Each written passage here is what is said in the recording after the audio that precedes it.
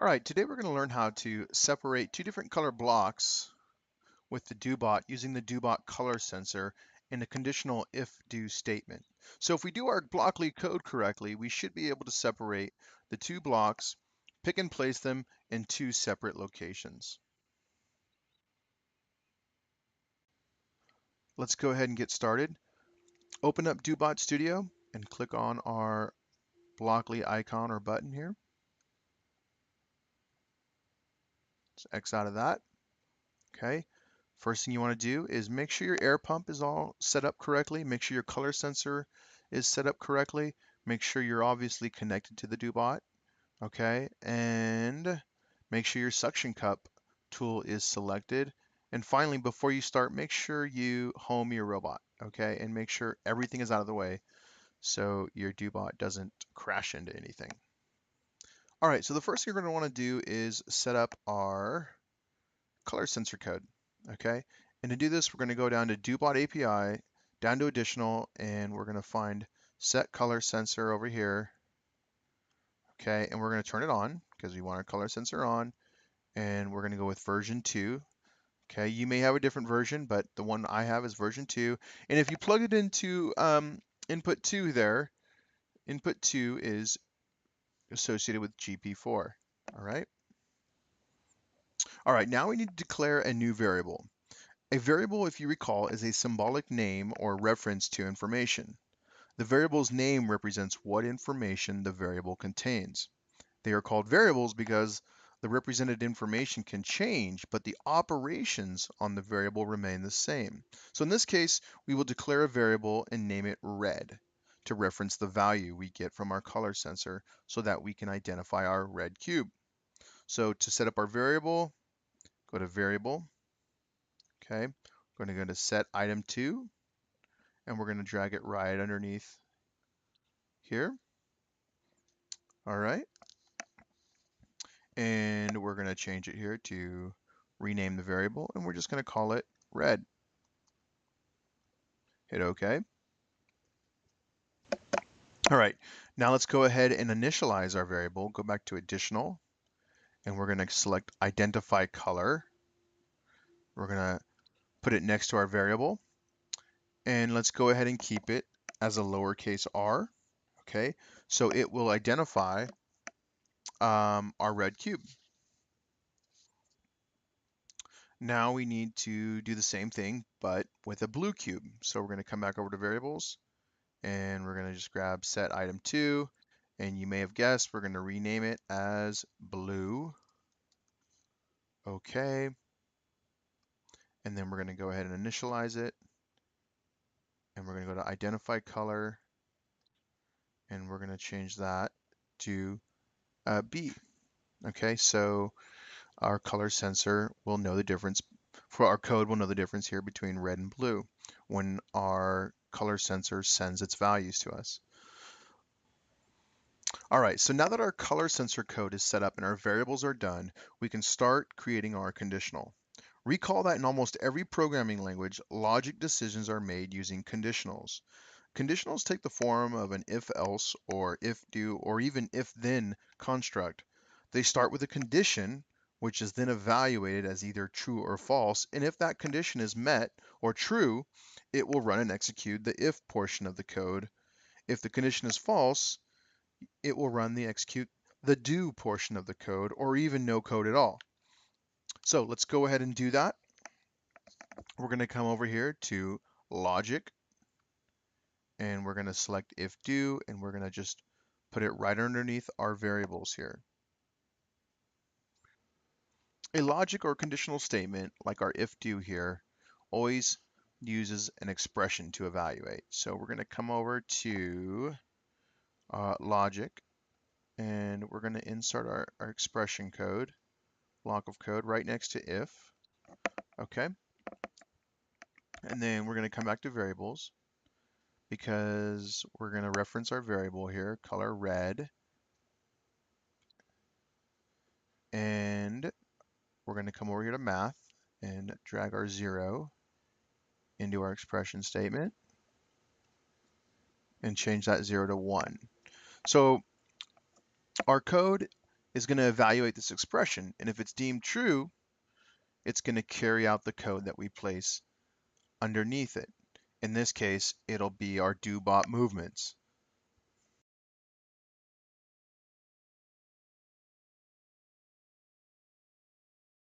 Go ahead and open up our operation panel.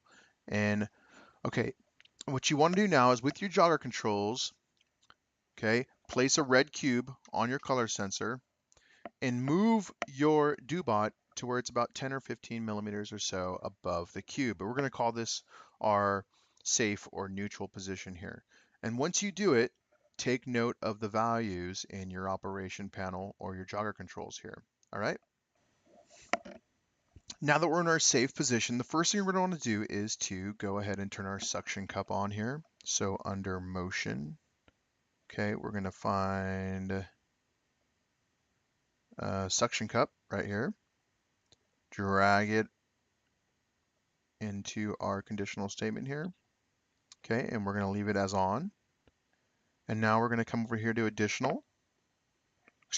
motion once again. And we're going to have a move to absolute movement here, block of code.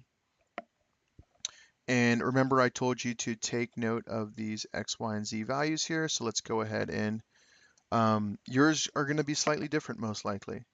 So mine's 282, my Y is 0, and my Z is roughly 50 or so. You may have yours a little higher or so, or maybe even a little lower. As long as it's above the red cube, you're good to go.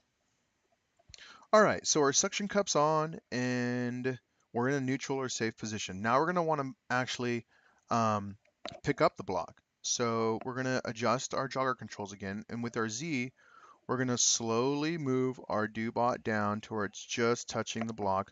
Please try hard not to crash it into the block, okay? And when you're moving your do-bot or homing it, just always make sure things are out of the way, okay? So we're going to keep moving down slightly to where it's just kind of touching it there, okay? That's maybe go up just a little bit. Okay, and now once we've done that, let's go ahead and take note of our Z value here. Notice our other values are the same because we've only changed our Z value. So once again, let's come back to motion and we're going to do an absolute movement line of code here and we're going to place it under our previous line of code. Take note of these values, 282, okay, Y is 0, and our Z value came down and I'm just going to make that, since it's 37.9, I'm just going to call it 38. Okay.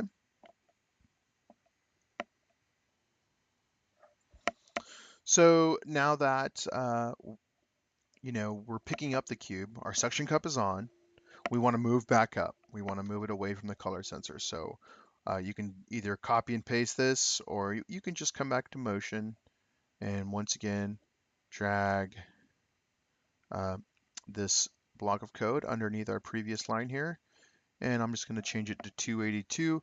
And I'm actually we're going to lift it back up to our safe or neutral position here. Okay, so here we're above the cube. Here we're picking up the cube with our suction cup. And then here we're moving it back up. Remember, our goal is to separate the two different color cubes and place them on either side of the color sensor. So now that our suction cup is on and we have the red cube, let's go ahead and move it in a negative Y direction so it will place it on the right side of our color sensor. Okay, so I'm just going to basically lift up my do-bot back to 50 here. Okay, and now I'm going to move it in the minus Y direction. Okay, 100. Okay, and then I'm going to take note of these values and just once again um, with my move to code, just drag it underneath here. And we're at 282. Our Y has changed because we moved in the minus Y direction, minus 100. And our height is 50. okay, or 51. Okay, so now our red cube is basically right here, and we're going to want to set it down. So I'm just going to go ahead and set it directly underneath it, and I'm going to move my doobot down in the, you guessed it, minus Z direction, carefully, slowly, slowly, slowly, okay, until it just touches the red cube here. Okay, and that's probably good. And now once again, we want to take note of um, our Z values here. Okay. Okay, and here we are. So I'm going to once again come to our movement, our motion, excuse me, and we're going to do another move too, and this will set down our cube. Okay, and I'm going to take note of my values again. We have 282, okay, minus 100, and our Z value has changed to, I'm going to go with minus 17. So with our cube set down, now we can turn our suction cup off so it'll drop our cube in place. So motion, suction cup, okay. We're going to turn that off. Okay, so it'll leave our suction cup in place. Now we want to go back to our neutral position, basically just above the color sensor, all right, which is these X, Y, and Z coordinates here. So we can just put in a jump to. So we're going to do a jump to command or block of code here. And remember, this is our safe or neutral position. This is where we want to go back to, just above the color sensor. So we're going to enter those values, 282, 0, and 50.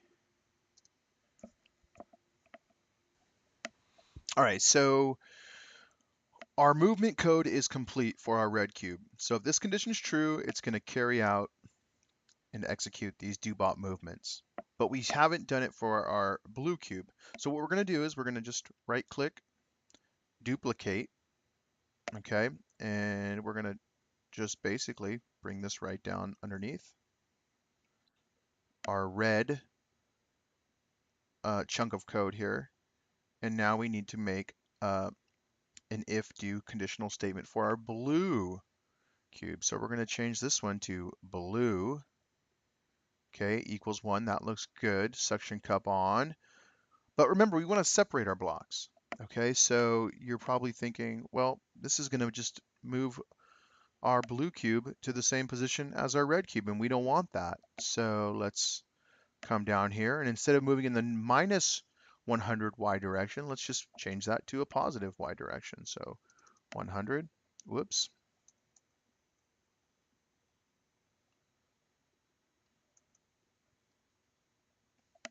And this one 100.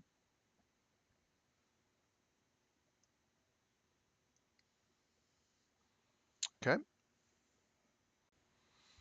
All right, and since we're separating two blocks, let's just go ahead and loop this line of code twice. We're going to loop it, and we're going to repeat it, not 10 times, but only twice, because we have two blocks. Okay. Feel free to do it. Feel free to loop it as many times as you want. Just please be careful that, remember, it's going to stack these blocks, and you haven't created code that will tell the doobot on how to stack them. So it's going to crash the blocks into one another when they separate each other. So just, yeah, for now, why don't we just go ahead and do it twice? All right, so before we test our code now, let's come back to our safe position here. Move my doobot to where it's just over the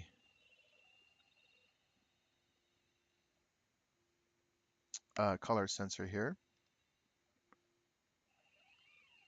All right, and now let's go ahead and place our red cube on here. And let's go ahead and start our code. See if it works.